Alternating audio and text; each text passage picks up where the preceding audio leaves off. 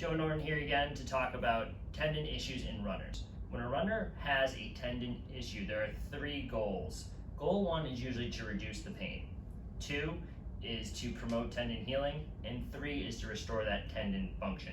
When we're thinking reduced pain, what we're trying to do is probably modify their activities in some shape or fashion. Typically, this is going to be some form of running modification, whether that's overall volume, intensity, or training surfaces, so like hills versus flat ground. So once we have that symptoms and they're pretty stable and they're predictable, then we're moving on to strengthening up that tendon.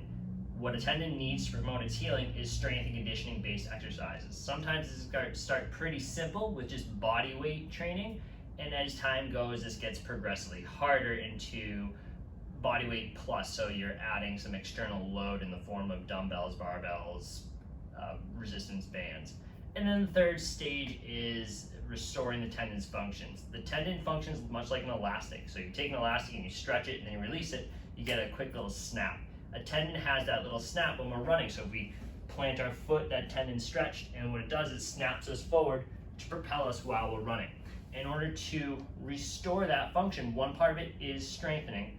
Another part is doing things that are similar to that snap. So jumping in some form or capacity, doing some plyometrics, and eventually, yes, returning to running itself. So, the very reductionist point of view, those are the three main goals we're after with the tendon issue in a runner.